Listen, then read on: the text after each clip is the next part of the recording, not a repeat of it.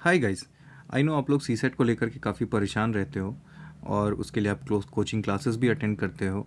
उसमें काफ़ी टाइम जाता है एंड आपका जो मेन पेपर है विच इज़ जीएस पेपर 1, उसके लिए आपका काफ़ी टाइम कंज्यूम हो जाता है। उस तरफ आप टाइम कम दे पाते हो which is more important than CSAT, क्योंकि CSAT is just a qualifying paper, right. इसमें आपको जस्ट 33%, 1/3 मार्क्स लेने होते हैं out of 200 and you are good to go. पर जीएस में ऐसा नहीं है। जीएस में देयर इज़ अ कंपटीशन, है ना। उसमें आपको बाकी लोगों से आगे निकलना होता है। So your maximum time should be devoted to GS paper 1 and CSAT के लिए आपकी एक अच्छी स्ट्रैटेजी होनी चाहिए जिससे आप इसको क्रॉस कर सकें, इसका जो कट ऑफ है, ईज़िली, राइट। सो ईज़िली कहने का मतलब ये नहीं है कि it's just a cake walk. You have to put in some effort, पर right effort and right direction में।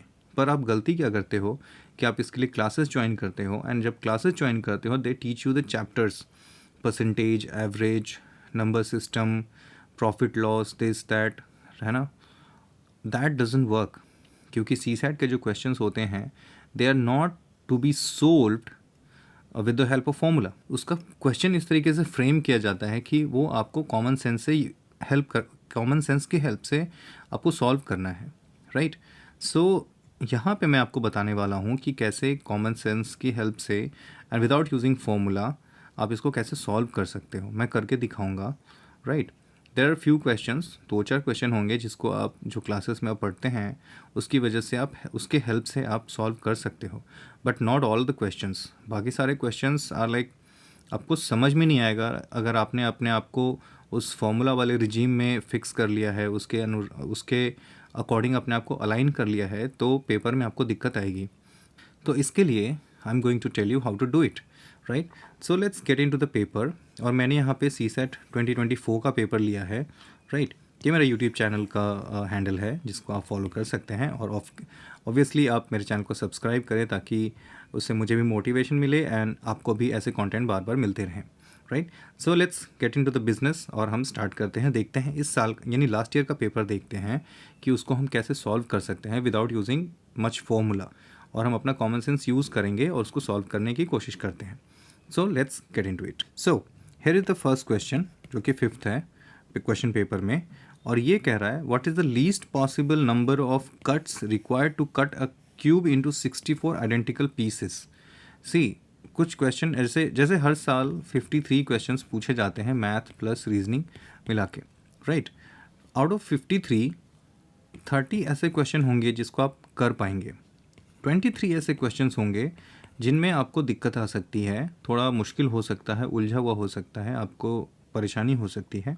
You have to leave these 23 questions in the first instance, है ना। पहली राउंड में आपको इन क्वेश्चंस को अटैम्प्ट नहीं करना है। You have to deal with them these questions in the second round. पहले आपको 30 ईजी क्वेश्चंस फाइंड आउट करने हैं और उनको सॉल्व करना है, and this question belongs to this 23, right. क्योंकि ये ऐसा क्वेश्चन है जो नॉर्मली आपने कभी सॉल्व नहीं किया होगा इस तरीके का क्वेश्चन। तो अगर आपको बिल्कुल भी आइडिया नहीं है तो just leave it, right. And अगर आपके पास टाइम बचता है तो ही आप इस क्वेश्चन पे आएँ। पर यहाँ पे मैं आपको करके दिखाता हूँ कि इसको कैसे करते हैं, राइट। और ऑनेस्टली टेलिंग यू, जब मैंने भी एग्ज़ाम हॉल में इसको फर्स्ट पहले राउंड में तो छोड़ दिया था, क्योंकि मेरा सिंपल सा है, I have just to cross this cut off marks and I have to be in the safe zone. और मेरा 120 के अराउंड मार्क्स था सी सेट में, which is pretty good, I think it is pretty good. तो मैं आपको बताऊंगा कि कैसे इसको करना है। यहाँ पे हम इसको ऐसे मानते हैं कि अभी कितने हुए, 1 2 3 4 5 6 7 8 9 हुए, हमें चाहिए 16। तो एक और लगाते हैं, सॉरी, एक और लगाते हैं, 1 2 3 4, ये 12, एक और लगाते हैं, 1 2 3 4 5, तो ये 15, 4 2 6। हमें ऐसा चाहिए कि 64 आ जाए, तो उसके लिए हमें 64 किसका, 4 का क्यूब होता है, तो 4 4 4 और 4 4 4 यानी कि 16 चौका 64। नीचे अगर 16 आ जाए, नीचे 16 कैसे आएंगे, 1 2 3, 1 2 3 4 4, 1 2 3 4, 1 2 3 4, 16 हो गए, 4/4 16, राइट। तो नीचे 16 हो गए, और 16 को अगर हम 64, हाँ 4 बार में 64 हो जाएगा 16 को। तो जो इसकी हाइट वाला जो एज होगा, इस पे भी आपको 4 लगाने होंगे। तो नीचे आपने कितने कट लगाए हैं? 1 2 3 4 5 6 7 8 9, क्योंकि ऊपर वाले में कट लगाने की ज़रूरत नहीं है, वो ऊपर वाला ऑलरेडी एक इसका फेस होगा ही। तो 1 2 3, तो नीचे बने आपके 16, ठीक है ना। तो जब यहाँ पे कट लगाएंगे तो नीचे आपके निकलेंगे 16 16 16 16। तो बनेगा, कितने कट लगाने होंगे? 1 2 3 4 5 6 7 8 9 10 कट लगाने होंगे। तो एक तो ऊपर वाला फेस ही हो जाएगा, इसका मतलब 9 कट्स में आपके 64 क्यूब्स बन जाएंगे। आई होप कि ये क्लियर हो गया आपको। पर सी, ये क्वेश्चन ऐसा है जिसको आपको फर्स्ट राउंड में नहीं करना है, क्योंकि अभी ये यहाँ पे करना is easy for me also, पर इसी को अगर एग्ज़ाम हॉल में बैठ के मुझे करना पड़े तो वहाँ पे प्रेशर बहुत होता है, सो गलत होने के चांसेस होते हैं। सो पहले राउंड में आप इसको छोड़ के जा सकते हैं, सेकेंड राउंड में आप इसको अटेम्प्ट कर सकते हैं, राइट। सो फर्स्ट का आंसर होना चाहिए विच इज़ 9। सेकेंड देखते हैं यहाँ पे, द एक्सप्रेशन 5 4 3 2 1, जिसमें एस्टेरिस्क जो है is chosen from plus minus and multiplication. इन तीनों में से कोई भी आप यहाँ पे प्लेस कर सकते हैं। ईच एटमोस्ट 2 टाइम्स, 2 बार मैक्सिमम यूज़ कर सकते हैं। What is the smallest non negative value of the expression? Smallest value पूछ रहा है, नॉन नेगेटिव, यानी नेगेटिव में लेके नहीं जाना है। सो 5 4 3 2 1। अब अगर मिनिमम नंबर चाहिए तो हम क्या कर सकते हैं? 5 - 4 करेंगे तो 1 बचेगा, राइट। और 1 - 3 करेंगे तो -2 बचेगा, और +2 करेंगे तो 0 हो जाएगा, और +2 करेंगे तो 1 बनेगा। यानी मिनिमम हम यहाँ पे 1 ला सकते हैं, क्या 0 भी ला सकते हैं? सो 5 4 जा 20 नहीं करेंगे, 5 + 4 9 करेंगे, 3 2 6 1 3 2 6, यहाँ से नहीं बनेगा, 4 3 12 5 2 10 11, 1 ही आएगा, मिनिमम 0 नहीं आएगा। सो मिनिमम इसका वैल्यू जो नॉन नेगेटिव होगा वो 1 होगा, 0 पे नहीं जाएगा। सो यहाँ पे हमने क्या किया? See, this type of questions के अंदर आप कुछ नहीं कर सकते, you just have to see it कि आप इसको क्या कर सकते हैं, हिडन ट्रायल कर सकते हैं। यहाँ पे कोई फॉर्मूला आपका काम नहीं करेगा। This is what I am trying to say. आपको इसको जस्ट करके देखना है and you have to find the answer, and that is the reason why I always depend on RCs। अगर RC आपका सही है तो CSAT क्रैक करना इज़ वेरी इजी। अगर RC आपका वीक है, ठीक है ना, RC आपका ऐसे डाउन है थोड़ा सा, सो क्योंकि मैथ्स में जैसे ये सारे क्वेश्चंस हैं, इनको वेरीफाई करना इज़ वेरी डिफ़िकल्ट। आप इसको वेरीफाई नहीं कर सकते आपने सही किया गलत किया है, राइट। ये वाले क्वेश्चन भी हैं, आप इसको वेरीफाई नहीं कर सकते एग्ज़ाम हॉल में, आप श्योर नहीं हो सकते आपने सही किया है नहीं किया है। So you have to depend on RCs also. आपकी RC भी सही होनी चाहिए, और उसके लिए I will make a different video जिसमें मैं ये बताऊंगा कि RC को कैसे टैकल करना चाहिए, जिसमें 90% के अराउंड आपकी एक्यूरेसी बनेगी, राइट। RC में मेरी एक्यूरेसी काफ़ी अच्छी है, so I will tell you that also.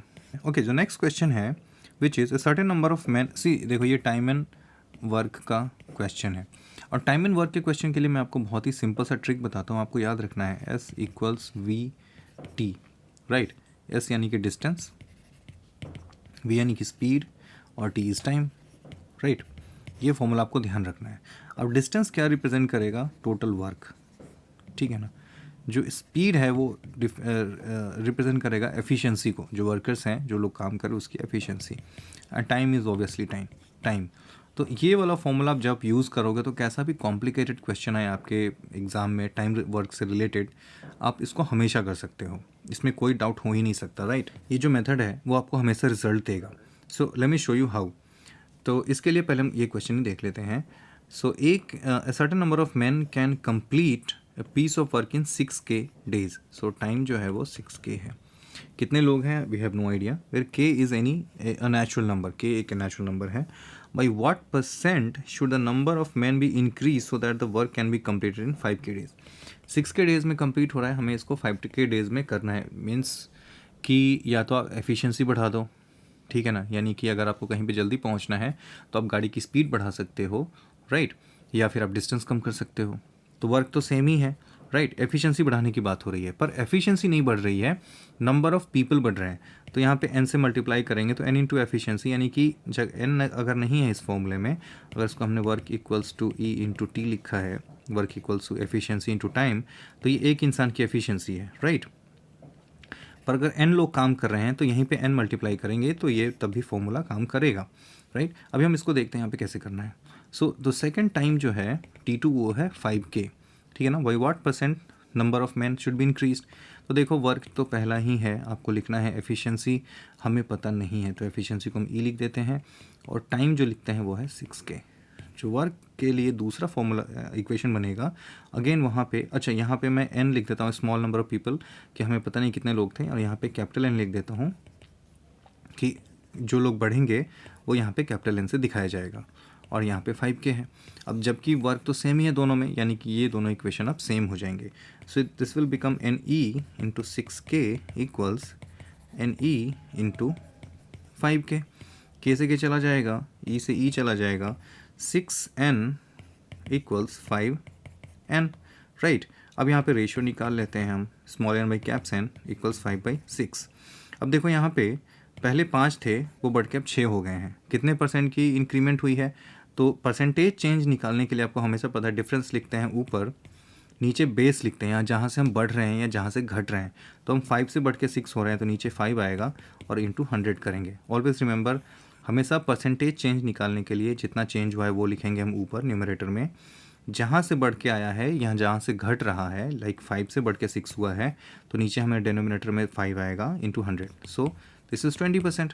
सो 20% इसका आंसर हो जाएगा, यानी 20% जो नंबर ऑफ़ पीपल अगर हम बढ़ा दें तो जो काम पहले 6K डेज़ में हो रहे थे वो काम अब 5K डेज़ में होंगे। यानी पहले अगर 6 दिन में हो रहा था तो अभी 5 दिन में होगा, पहले 12 दिन में हो रहा था तो अभी 10 दिन में होगा, पहले अगर 18 दिन में हो रहा था तो अभी 15 दिन में होगा। आ रही बात समझ में। So you need to increase the number of people by 20%, तो आपका ये ऐसे टाइम आपका कम हो जाएगा। आई होप कि आपको ये मेथड भी समझ में आया। ये फॉर्मूला आप हमेशा याद रखें और ये हमेशा ही काम करेगा, ये कभी फेल नहीं होगा। इसके ऊपर अगर और भी क्वेश्चन होते हैं तो मैं इसको और डिटेल में बताऊँगा। एक और क्वेश्चन है टाइम एंड वर्क से अगेन, राइट। इसके में देखते हैं, XYZ can complete a piece of work in individually 6, 8 and 8 hours. यहाँ पे x है, y है, z है, ये 6। अब ये यहाँ पे टाइम है, 6 लेता है hours, 8 hours and 8 hours, right. अब यहाँ पे जैसे आप कभी भी अगर इस टाइप का दिया हो तो यहाँ पे एक और मेथड आप यूज़ कर सकते हो कि वर्क को हम एज्यूम भी कर सकते हैं, राइट। तो वर्क को एज्यूम हम इस तरीके से करेंगे, क्योंकि वर्क और एफिशिएंसी टाइम का फॉर्मूला ये होता है, तो वर्क को हम इस तरीके से एज्यूम करेंगे ताकि वो टी से डिवाइड हो सके या फिर ई से डिवाइड हो सके। लेकिन हमें यहाँ पे टी दिया हुआ है तो हमें टी से ही डिवाइड करना पड़ेगा ई निकालने के लिए। तो यहाँ पे अगर हम एफिशिएंसी निकालें तो हम वर्क को एज्यूम करेंगे। तो एज्यूम हम ऐसा करते हैं जो इन तीनों का एलसीएम हो, राइट, ताकि इन्हीं से फिर डिवाइड हो सके, तभी तो एफिशिएंसी निकलेगी। तो इनका हम जो 24 ले लेते हैं एलसीएम, राइट। हम इसके ऊपर भी 48 भी ले सकते हैं, बट हम 24 लेंगे। तो आपको पता है एफिशिएंसी के लिए वर्क बाय टाइम होता है, ये हमारा वर्क है। वर्क बाय टाइम करेंगे तो एफिशिएंसी आएगा 4, इससे करेंगे तो 3 और इससे करेंगे तो 3। यहाँ देखो जिसने जितना कम टाइम लेगा उसकी एफिशिएंसी ज़्यादा होगी, जो ज़्यादा टाइम लेगा उसकी एफिशिएंसी कम होगी। तो 4 है, 4 यूनिट एफिशिएंसी जो है वो x की है, y की 3 है और z की 3 है, ठीक है ना। ये आपकी एफिशिएंसी निकल के आ चुकी है। नाउ पूछ क्या रहा है, however only one person at a time can work in each hour and nobody can work for 2 consecutive hours. All are engaged to finish the work. What is the minimum amount of time that they will take to finish the work? Minimum amount of time पूछ रहा है कि जिसमें काम को ख़त्म किया जा सके और एक बार में कोई एक ही इंसान काम करेगा, राइट। बहुत अच्छी बात है।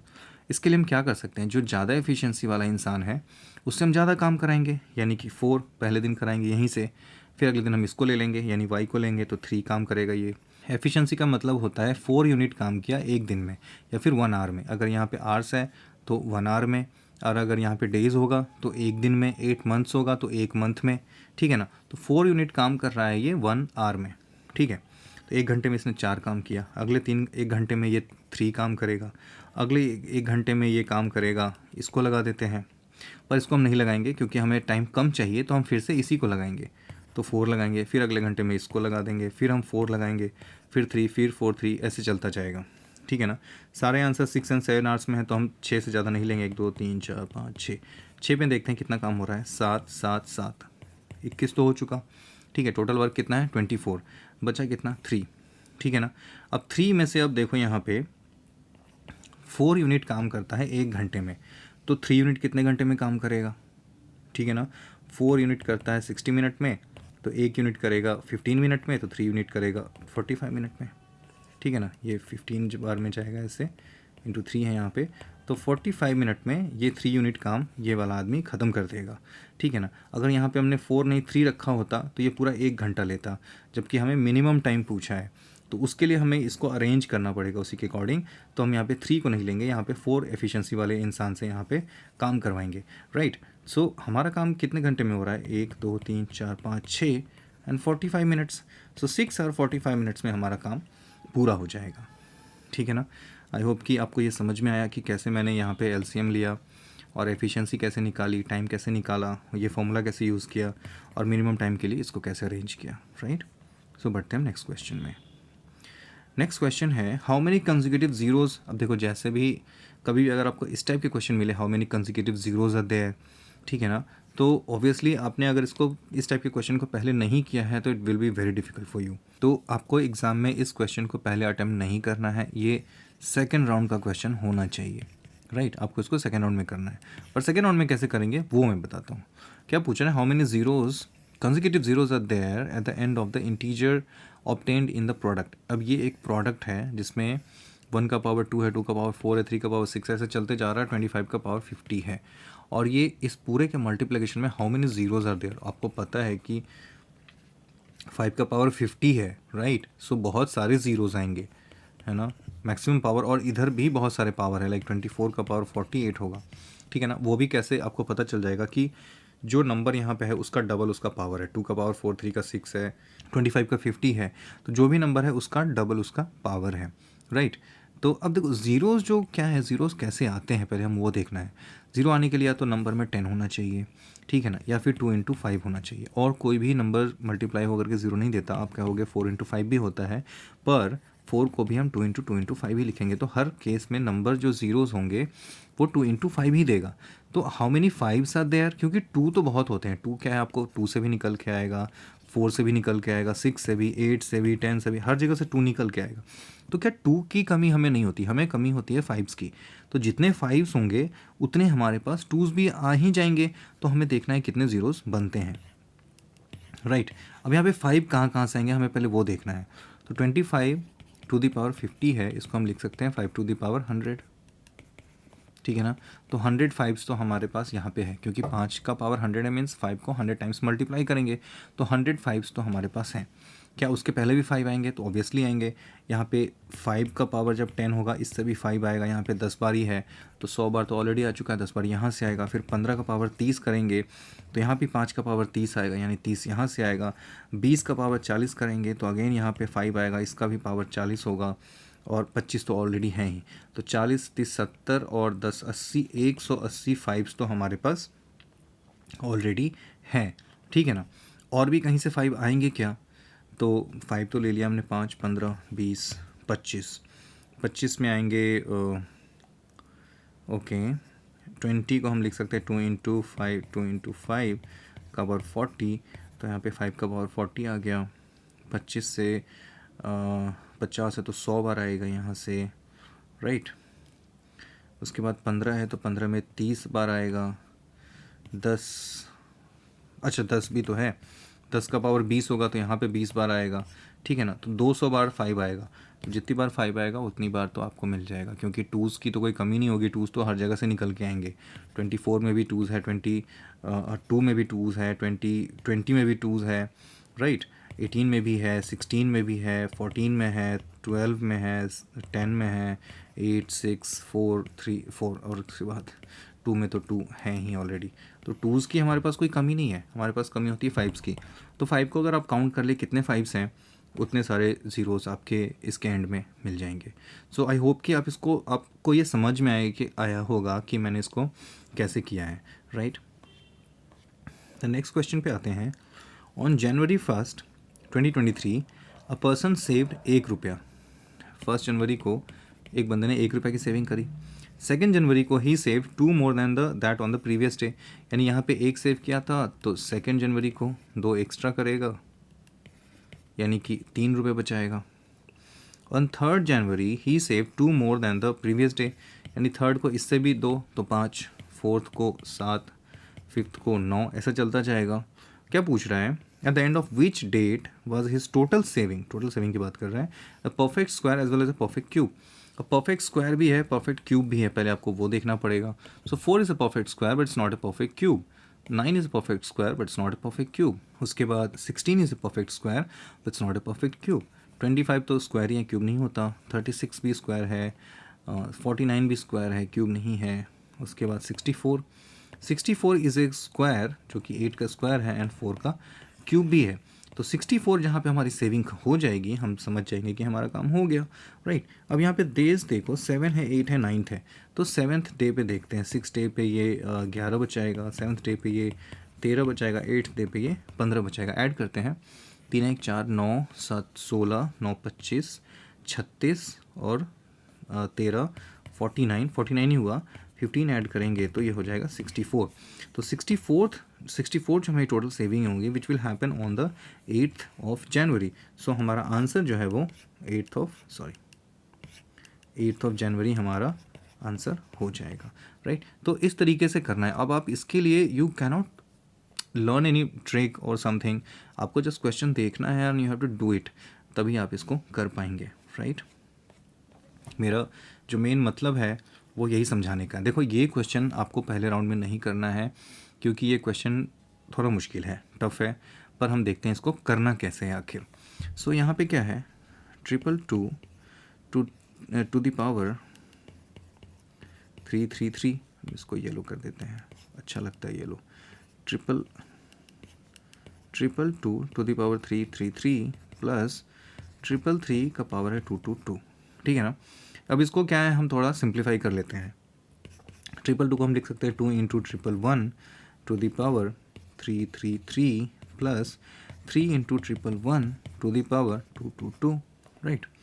अब इसको हम और करेंगे तो ये बनेगा 2 to the power 333 into 111 to the power 333 plus 3 to the power 222 into 111 to the power 222, ठीक है ना। अब यहाँ पे कुछ कॉमन है, कॉमन क्या है, 111 वाला कॉमन है, तो 111 पे इसका पावर कम है तो हम वही कॉमन करेंगे।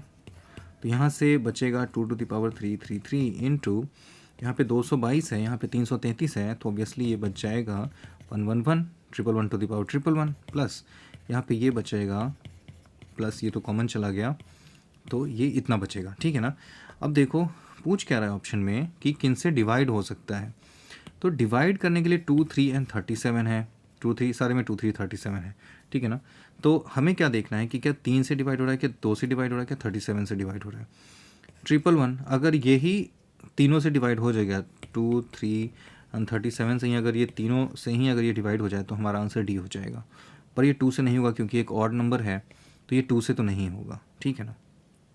क्या 3 से होगा, तो किसी भी कोई भी एक नंबर है 1 2 4 6 सपोज, इसको चेक करना है कि 3 से डिवाइड होता है कि नहीं, तो उसके लिए आपको क्या करना है कि इसके डिजिट्स का सम लेना है, राइट। 6 4 10 और 3 13, 13 अगर 3 से डिवाइड हो पा रहा है पूरा, तो ये पूरा नंबर भी 3 से डिवाइड होगा, अदरवाइज़ नहीं होगा। तो ऑब्वियसली 13 3 से डिवाइड नहीं होता, यानी 1 2 4 6 3 से डिवाइड नहीं होगा। पर 111 जो है इसका सम ही 3 होता है, तो 3 से डिवाइड तो ऑलरेडी हो रहा है, यानी कि ये 3 से तो डिवाइड हो, यानी अगर ये 3 से डिवाइड हो रहा है इसका मतलब पूरा नंबर ही 3 से डिवाइड हो रहा है ना, क्योंकि 2 into suppose 3 into 5 into 7 into 8 ऐसा है, ऐसा कुछ है। नीचे अगर हम 3 लिख दें तो 3 से अगर ये पूरा नंबर डिवाइड हो तो क्या, क्योंकि 3 से तो 3 कट गया, नीचे 3 खत्म हो गया। तो इसका मतलब ये हुआ कि ये जो नंबर है पूरा का पूरा वो 3 से तो डिवाइड हो रहा है। क्या 37 से भी डिवाइड होगा, तो 37 से 3 बार करके देख सकते हैं, 7 के इसके 1 हासिल 2 3 3 3 का, 37 से भी ये नंबर पूरा पूरा डिवाइड हो रहा है, राइट। तो 37 से भी होगा और 3 से भी होगा, 2 का चेक करना है हमें। अब देखो 2 से ये तो नहीं होगा डिवाइड, है ना, क्योंकि एक ऑड नंबर है, क्या ये 2 से डिवाइड होगा, तो देखते हैं। अभी देखो यहाँ पे 2 है ऑलरेडी, तो किसी भी नंबर में अगर हम 2 से मल्टीप्लाई करेंगे तो एक इवन नंबर बन जाता है, तो ये पूरा नंबर जो है वो एक इवन नंबर है। 3 का पावर कुछ भी हो, लाइक XYZ कुछ भी, लाइक 3 को अगर 2 बार मल्टीप्लाई करो तो 9 बनेगा, 3 बार करोगे तो 27 बनेगा, यानी कितनी बार भी करते जाओ ये एक ऑड नंबर ही रहेगा, यानी कि ये वाला जो नंबर है वो एक ऑड नंबर है, राइट। और इवन प्लस ऑड ये क्या होता है, अगर आपको नहीं पता है तो करके देख लो। 4 + 3 यानी कि 7, जो कि एक ऑड नंबर है। तो इवन प्लस ऑड हमेशा आपको एक ऑड नंबर देगा। तो 2 से ये तो डिवाइड नहीं हो रहा, ये भी डिवाइड नहीं होगा। इसका मतलब है कि ये जो पूरा नंबर है, ये इंक्लूडिंग दिस, 2 से डिवाइड नहीं होगा, 3 एंड 37 से डिवाइड होगा। तो इसका मतलब है कि नॉट 2 विच इज़ बी। सो इसका आंसर बी हो जाएगा। बी से आप चेक कर सकते, बी में 3 एंड 37 दोनों से डिवाइड होगा, 2 से डिवाइड नहीं होगा। सो आई होप कि आपको पता चल गया हो और समझ में आया हो कि हमने इसको कैसे किया है, राइट। आई होप मैं थोड़ा साफ साफ लिख रहा हूँ और आपको समझ में भी आ रहा है। So what % of water must be mixed, change करते हैं।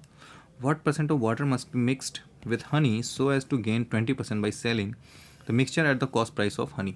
देखो इस तरीके का क्वेश्चन मैं देखते हैं इसको कर सकता हूँ। 20% है क्योंकि ये एक टाइप का क्वेश्चन है, इसको आपको सॉल्व भी नहीं करना होता है, पर मैं बताता हूँ कैसे पहचानना है। देखो, कोई भी ऐसी चीज़ मिलाई जाए जिसका कॉस्ट प्राइस 0 हो, जैसे यहाँ पे मिलाया गया है वाटर, कहाँ पे क्या वाटर मिलाया गया है, वाटर का कॉस्ट प्राइस 0 है, वाटर फ्री में आता है, ठीक है ना। तो जितना गेन चाहिए आपको उतना ही % आपको ऐड करना पड़ेगा। लाइक 20% का गेन चाहिए तो 20% आपको मिलाना पड़ेगा, ठीक है। बस आप इसको, इस सवाल को ऐसे याद रख सकते हैं, लेकिन इसको करना कैसे है वो मैं दिखा दूँ, राइट। वैसे ये सब फर्स्ट राउंड के क्वेश्चन हैं, पर आपको पता होना चाहिए कि कैसे करना है। इसके लिए आपको क्या करना है कि सपोज कॉस्ट प्राइस पे आपको उसको बेचना है, ठीक है ना, यानी कि जो आपका सेलिंग प्राइस है विच इज़ कॉस्ट प्राइस। लेकिन आपको फ़ायदा कैसे होगा, तो फ़ायदा ऐसे होगा, सपोज़ 100 ग्राम आपने हनी लिया है, ठीक है ना, प्लस 20 ग्राम आपने उसमें मिला दिया है वाटर, राइट।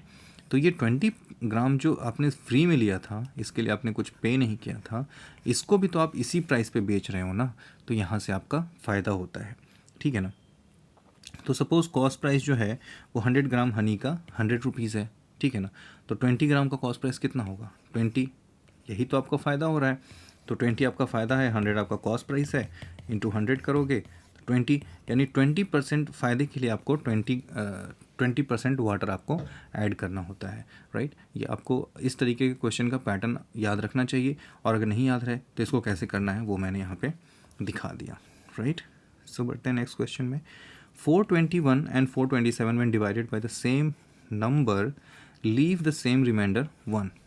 एक नंबर है 421, एक नंबर है 427, इसको किसी नंबर d से डिवाइड किया जाए तो रिमाइंडर हर केस में 1 ही आता है, दोनों को डिवाइड करें तो भी। How many numbers can be used as divisor in order to get the same remainder 1। देखो ऐसा क्वेश्चन HCF का होता है, ठीक है ना। और HCF के बारे में मैं थोड़ा सा बता दूं before I go further. HCF क्या है, हाईएस्ट कॉमन फैक्टर, ठीक है ना, highest common factor, right. HCF का मतलब है कि अगर कोई नंबर A है, कोई नंबर B है, और तीसरा नंबर अगर इसका HCF C आया है, इन दोनों का जो HCF है वो सपोज C आया है, विच मीन्स कि आप C से इन दोनों को डिवाइड कर सकते हो। C is the maximum number, the highest number that can divide both A and B। फिर LCM क्या होता है, लोएस्ट कॉमन मल्टीपल। सपोज कोई नंबर A है, B है, इसका LCM जो है वो C है, विच मीन्स कि C को आप A और B दोनों से डिवाइड कर सकते हैं। C is such lowest number, ठीक है ना। C is the smallest number जिसको आप A और B दोनों से डिवाइड कर सकते हैं। इसका एग्जांपल लेते हैं, जैसे 4 और 6 है, ठीक है ना, इसका LCM 12 होगा, राइट। सो 12 एक ऐसा नंबर है, लोएस्ट नंबर, जिसको आप 4 से भी डिवाइड कर सकते हैं, 6 से भी डिवाइड कर सकते हैं, राइट। अब ऑब्वियसली 24 भी है, 48 भी है, 36 भी है, जिसको आप 4 से भी डिवाइड कर सकते हैं, 6 से भी कर सकते हैं, इन सारे नंबर्स को। But 12 is such smallest number जिसको आप दोनों से डिवाइड कर सकते हैं। In that case 12 will be called the LCM। पर HCF क्या होगा 4 6 का, ठीक है, इसका HCF होगा 2। 2 ऐसा नंबर है, हाईएस्ट नंबर, जिससे आप 4 को भी डिवाइड कर सकते हो एंड 6 को भी कर सकते हो, राइट। इससे बड़ा कोई नंबर नहीं है, 2 से बड़ा कोई नंबर नहीं है जो इन दोनों को डिवाइड कर सके, ठीक है ना। ये आई होप कि आपको LCM एंड HCF थोड़ा समझ में आ गया होगा। पर अब क्वेश्चन देखते हैं। एक नंबर है 421, एक नंबर है 427, और उसमें किसी ऐसे नंबर से डिवाइड किया जा रहा है जिसमें हमारा रिमाइंडर 1 आ रहा है। तो सबसे पहले हम इसमें क्या करते हैं कि 1 हटा देते हैं। तो 421 एंड 426, राइट। ये दो नंबर हमारे को मिल गए। अब ऑब्वियसली इन दोनों का जो HCF होगा वो सपोज़ कोई नंबर है x, ठीक है ना, इन दोनों का HCF, तो x से आप 420 को भी डिवाइड कर सकते हो, 426 को भी कर सकते हो। लेकिन अगर इसमें मैं दोनों में 1 ऐड कर दूं तो x से डिवाइड करोगे तो 1 रिमाइंडर आएगा, x से डिवाइड करोगे तो 1 रिमाइंडर आएगा। आ रही बात समझ में?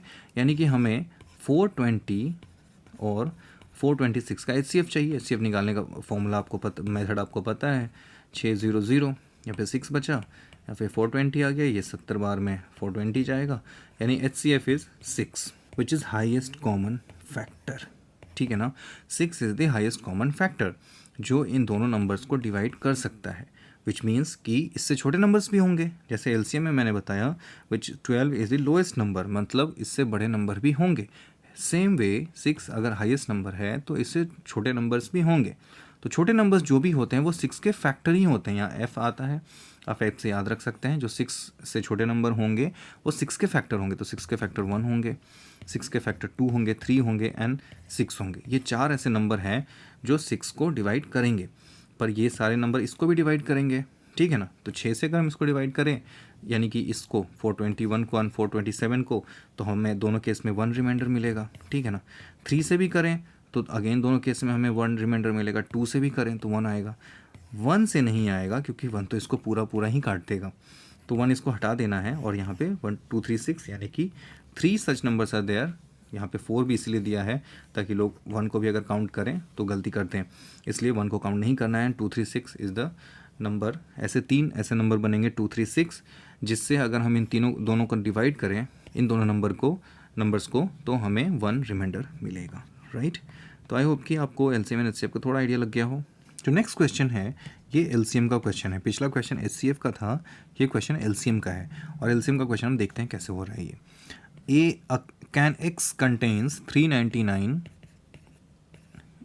लीटर्स ऑफ पेट्रोल, इसमें पेट्रोल है, और वो एक कैन Y है जिसमें 532 लीटर्स ऑफ डीजल है, ठीक है ना। They are to be bottled in bottles of equal size so that whole of the petrol and diesel would be separately bottled. The bottle capacity litres integer में होना चाहिए। How many different bottle sizes are possible. Sorry, ये LCM का नहीं, ये HCF का question है, ठीक है ना। अब देखो, बॉटल्स मतलब ये टोटल पेट्रोल है 399 लीटर एंड डीजल है 532 लीटर्स, राइट। पर इसको सेम कैपेसिटी के बॉटल में अलग अलग बॉटलिंग करनी है, यानी कि कुछ बॉटल्स होंगे जिसमें पेट्रोल होंगे, कुछ सेम ऐसे बॉटल्स होंगे, आइडेंटिकल बॉटल्स, जिसमें डीजल होंगे, राइट।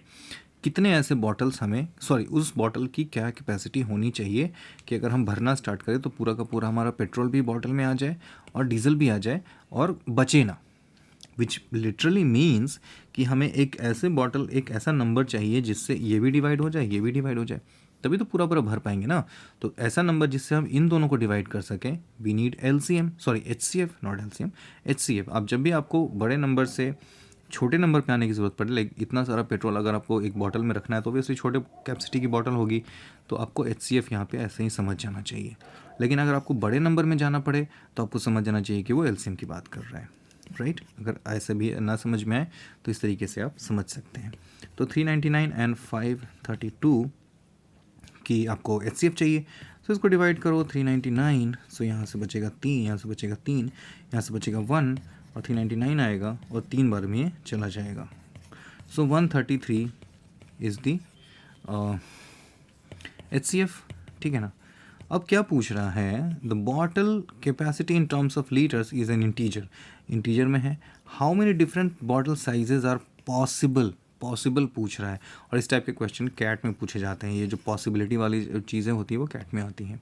तो पॉसिबल पूछ रहा है, तो मैक्सिमम आपको पता है कि HCF जो होता है वो मैक्सिमम होता है, हाईएस्ट कॉमन फैक्टर होता है, यानी कि उससे नीचे के नंबर्स पॉसिबल हैं, राइट। यानी कि 133 का फैक्टर लिखना पड़ेगा। तो 133 का फैक्टर जब आप लिखोगे तो एक तो 1 ही होगा, ठीक है ना। दूसरा, आप इसको अगर देखो तो 3 से तो ये जाएगा नहीं, क्योंकि 3 3 6 7 हो जाता है।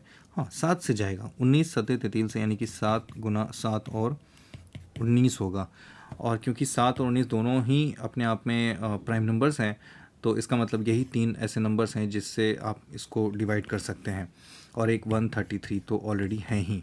सो 4 such capacities are possible, 1 litre, 7 litre, 19 litre और 133 लीटर, यानी कि 4 ऐसे बॉटल्स हमारे पास हो सकते हैं, पॉसिबल बॉटल्स, जिसमें हम कैपेसिटी बॉटल की बात कर रहे हैं, जिससे हम इसको पूरा बॉटल कर सकते हैं, 1 लीटर, 7 लीटर, 19 लीटर और 133 litre, right. So I hope आपको समझ में आ रहा है कि कैसे हमने ये HCF का क्वेश्चन डील किया। आगे आते हैं और देखते हैं नेक्स्ट क्वेश्चन। बोल बोल के मेरी समझ फूल जा रही है।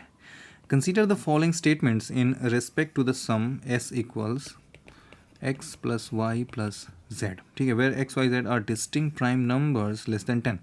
प्राइम नंबर अगर आपको नहीं पता है तो मैं जस्ट बता दूं, यहाँ पे ऐसा कोई भी नंबर जिसको 1 और सेल्फ के अलावा कोई और डिवाइड ना कर सके, लाइक 3, 5, 7, 11, 13, 17, 19 लाइक दिस, और आगे बढ़ते जाइए 23 है ना, 29 तो नहीं होगा, 31 और 37 इस तरीके से। तो ऐसे बहुत सारे प्राइम नंबर्स होते हैं। 2 एक ऐसा प्राइम नंबर है जो इवन भी है और प्राइम नंबर भी है, ठीक है ना, ये आपको हमेशा ध्यान रखना है। 2 is the only even prime number. So हमारे पास कितने प्राइम नंबर्स हैं? 2, 1 को हम प्राइम नंबर में नहीं लेते, 2, 3, 5 and 7, right. So we have 4 numbers, right. अब इन 4 नंबर्स को के अंदर से 3 लेकर के सम करना है और हमें देखना है क्या उसके यूनिट डिजिट में 095 में से कोई आता है क्या। सो 0 तो मुझे दिख रहा है, 5 3 8 तो 10, इन तीनों को अगर आप सम करेंगे, ठीक है ना, 2 3 5 तो आपको मिलेगा 10 विच इज़ 0 आपको मिल रहा है यहाँ पे। सो पहला तो सही है। क्या 9 ले सकते हैं क्या? 9 के लिए 7 to 9 होगा, और कहीं से 5 7 5 12 2 12 3 5 3 8 7 15, 9 आता हुआ नहीं दिख रहा, 15 तो दिख रहा है, 7 5 12 3 15, 3 5 7 15 आ रहा है, पर 7 5 12 2 14, 5 7 3 10 तो 12, सब कुछ आ रहा है पर 9 नहीं आएगा, 5 आएगा। सो 0 and 5 you will get, so 1 and 3, 1 and 3, so 1 and 3 यानी कि सी इसका आंसर सही है। सो देखो यहाँ पे कोई मतलब just you have to use your common sense and you do it, right. इसके अलावा और कुछ है नहीं इसमें करने को। देन कंसीडर, ये एक रीजनिंग का क्वेश्चन है, ठीक है ना। और रीजनिंग इस तरीके के क्वेश्चन में आपको क्या करना है, आपको कुछ नहीं करना, जस्ट ऑप्शन में से किसी को उठाओ और यहाँ पे फिट करके देखो क्या कोई पैटर्न बन रहा है क्या, pattern. Just you have to find out the pattern, right. Obviously कभी भी पहले ऑप्शन पे मत जाओ क्योंकि पहला ऑप्शन मोस्टली सही नहीं होता। सो हम नीचे से देख सकते हैं। सो सी इज़ द बेस्ट चॉइस। सी के ऊपर देखते हैं। वैसे मुझे इसका आंसर पता है इसलिए मैंने सी चूज़ किया है पहले, अदरवाइज़ मैं एग्ज़ाम में भी इसको पहले सी ही चूज़ किया था, क्योंकि just go to the third option, ठीक है ना। वो बड़ी सबसे अच्छा आइडिया होता है, क्योंकि ऊपर से अगर आप स्टार्ट करोगे तो आपका टाइम जाएगा और वो आंसर नहीं होता मोस्टली। जरूरी नहीं है कि ना हो, पर मोस्टली नहीं होता। सो हम यहाँ पे फिट करते हैं 1 A C and D। Now आपको पेयर बनाना है, ठीक है ना, और कितने के पेयर बनाने हैं ये आपके ऊपर है। तो A B C, D A B C, D A B C, हम 4 का ले रहे हैं ना, यहाँ पे 5 का ले लिया, 5 का लेके देखते हैं सर, 5 से कुछ बात बनेगी। A C D, A B C D, A B C D, A B C C D और A B C D D। अब देखो इसमें क्या फर्स्ट लेटर रिपीट हो रहा है, इसमें सेकंड लेटर रिपीट हो रहा है, इसमें थर्ड लेटर, इसमें फोर्थ लेटर रिपीट हो रहा है, विच इज़ परफेक्ट पैटर्न। और इस तरीके से हमारा सी आंसर हो जाएगा। वैसे आप बाकी सबको भी करके देखोगे तो पर कोई पैटर्न नहीं बनेगा। सो इसको ऐसे कर किया जाता है। देन ये एक पार्टनरशिप का क्वेश्चन है, ठीक है ना। और पार्टनरशिप के क्वेश्चन करने से पहले मैं जस्ट को बता दूं कि पार्टनरशिप के क्वेश्चन करते कैसे हैं। सो पार्टनरशिप के क्वेश्चन में जैसे suppose P and Q 2 partner हैं जिन्होंने कुछ कैपिटल लगाया है, सपोज X एंड Y। तो कुछ टाइम के लिए भी लगाया होगा, ज़रूरी नहीं कि दोनों ने 1 साल के लिए लगाया होगा। सपोज इसने A मंथ्स के लिए लगाया, इसने B मंथ्स के लिए लगाया, राइट। एंड प्रॉफिट जो इसका आया है वो T आया है, T is the profit, right. तो टोटल कैपिटल इनका कितना होगा, इन दोनों का मल्टीप्लिकेशन, विच इज़ AX और इसका YP।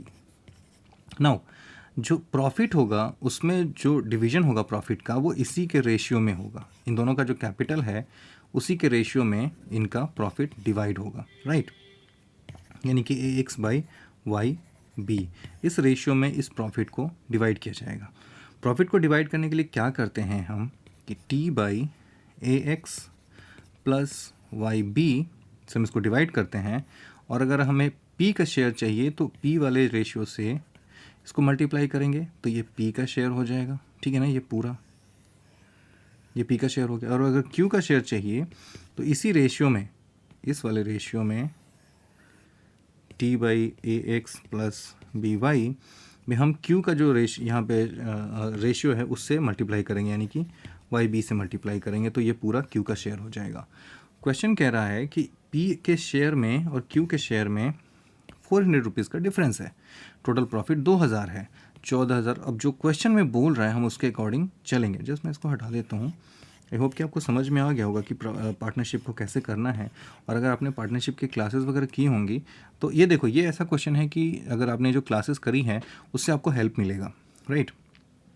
ऐसा नहीं है कि कोई भी क्वेश्चन किसी भी क्वेश्चन में आपको फॉर्मूला काम नहीं आता, कहीं कहीं पे क्लासेस काम आती हैं, पर मोस्टली जो मैंने देखा है, I am telling you honestly, कि वो क्लासेस के जो कुछ भी आप पढ़ते हैं, काफ़ी टाइम उसमें इन्वेस्ट करते हैं, वो काम नहीं आता, राइट।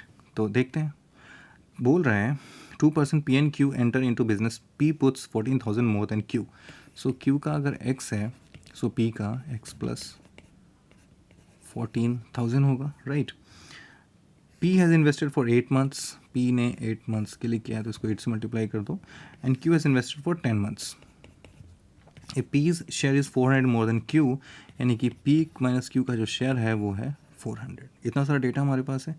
टोटल प्रॉफिट जो है which is 2000। What is the capital x contributed by P? तो P का कैपिटल चाहिए, यानी कि आपको X चाहिए, राइट। X हमें निकालना है, बाकी सारी चीज़ें यहाँ पे हमारे को दी हुई हैं। तो बस इसमें हमें क्या करना है कि हमें शेयर निकालना है पहले P और Q के कैपिटल का। सो P और Q का जो कैपिटल का शेयर है वो होगा 10x x plus 14,000 into 8 by 10 into x.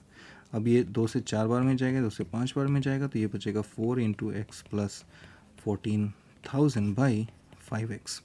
ये पी क्यू का शेयर हो गया, राइट। नाउ पी का शेयर कितना है?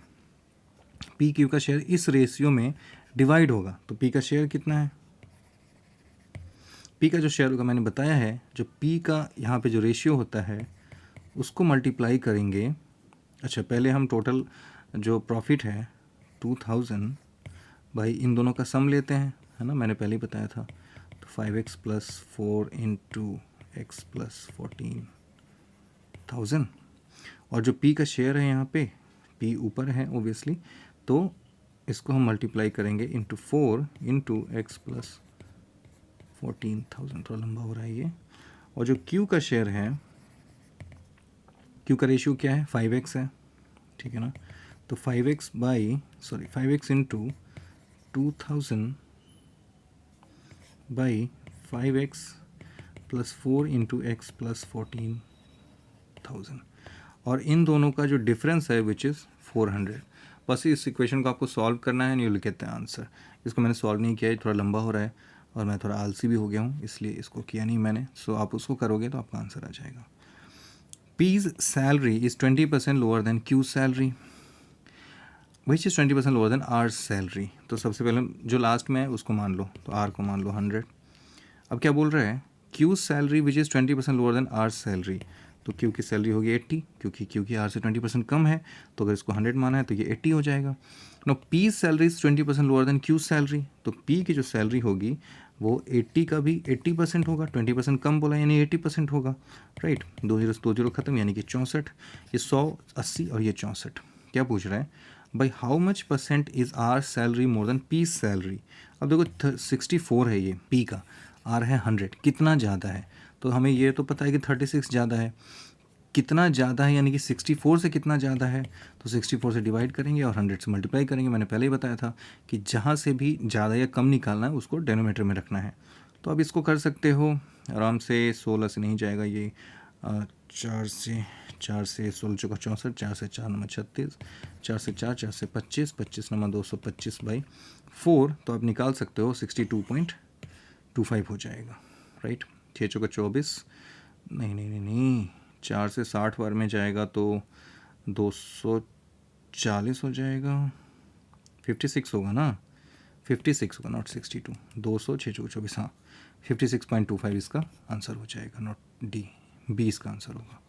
सो आई होप कि आपको ये समझ में आ गया इसको कैसे करते हैं। A number is mistakenly divided by 4 instead of multiplying by 4। जब सपोज कोई नंबर x है, इसको डिवाइड करना चाहिए था 4 से, पर ये हो गया है 4x। What is the percentage change in the result due to this mistake? A number is mistakenly divided by 4, गलती से डिवाइड हो गया जबकि वो मल्टीप्लाई किया जाना चाहिए था, यानी ये रियल नंबर है, ये मिस्टेकन नंबर है, ठीक है ना। कितना चेंज आया है, तो चेंज निकालना है तो 4x माइनस एक्स बाई 4, और कहाँ से चेंज निकालेंगे, इसी से, तो हम इसको 4x से डिवाइड करेंगे, इंटू 100 करेंगे, राइट। सो 16x माइनस एक्स, तो 15x by 4x into 100, x जाएगा, ये 25 बार में जाएगा, 25 से 15 कितना होता है, तो 250, और 25 बचे 125, ये तो 37.5 हो गया। क्या हो रहा है ये, ऐसे नहीं होगा। A number is mistakenly divided by 4 instead of multiplying by 4। What is the percentage change in the result due to this mistake? The number is mistakenly divided by 4 instead of multiplying by 4। ठीक है, हमें 4 से multiply करना था, हमने गलती से divide कर दिया। So number is x। What is the percentage change in the result due to this mistake? x को डिवाइड, तो जो परसेंटेज जो चेंज आया है दिस इज़ दिस, क्योंकि ये आना चाहिए था, ये आ गया है, तो 4x माइनस एक्स बाई 4, और यहाँ से करेंगे तो 4x होगा इंटू 100 होगा, 4 को 16x माइनस एक्स, ओ हाँ 16x माइनस एक्स, तो यानी कि 15x बाई 4 इंटू 4x, ये 4 भी तो यहाँ पे है ना, इंटू 100, ठीक है। x जाएगा, तो ये बचेगा 15 बाई 16 इंटू 100। अब ये ऑलमोस्ट 15 बाई 16 जो है वो 1 से थोड़ा सा कम है, तो 100 से मल्टीप्लाई करेंगे तो 100 से थोड़ा सा कम हो जाएगा, विच इज़ 93.75% का चेंज आएगा, right. So you got the idea कि आपको कैसे करना है। ये पार्ट 1 है। इसके अंदर हमने देखा कि ये सारे क्वेश्चन हमने देखा कि इसको कैसे करते हैं with the use of your common sense, जो आपका आइडिया है। कहीं पे हमने फॉर्मूला भी यूज़ किया, कुछ कॉन्सेप्ट्स भी हमने यूज़ किए हैं, पर जिसका पार्ट 2 होगा उसके अंदर भी हम बाकी सारे क्वेश्चन करेंगे, और आई विल शो यू कि कैसे इसको करना है सीसेट के अंदर। सीसेट से आपको डरना नहीं है, थोड़ा सा आपको नंबर्स के साथ प्ले करना आना चाहिए, लाइक मल्टीप्लिकेशन, डिवीजन, समेशन, ये सब की गलती नहीं होनी चाहिए, परसेंटेज आपको निकालने आना चाहिए, HCF LCM का जो बेसिक आइडिया है वो आपको ज़रूर पता होना चाहिए, राइट। उसके बाद ज़्यादा मुश्किल नहीं होगी। और इस तरीके से मैं बाकी सारे इसके जो प्रीवियस ईयर है, लाइक ये 24 का है, 23 का भी करेंगे, इसके बाद 22 का भी करेंगे, लाइक 2020 तक जाएंगे, 5 ईयर्स का हम करेंगे, और इस तरीके से हम देखेंगे कि कैसे हम कर सकते हैं। 23 का पेपर काफ़ी टफ था, उसको भी देखेंगे कि कैसे किया जा सकता है, ठीक है ना। So this is it, and see you in the next video. Till then, bye bye.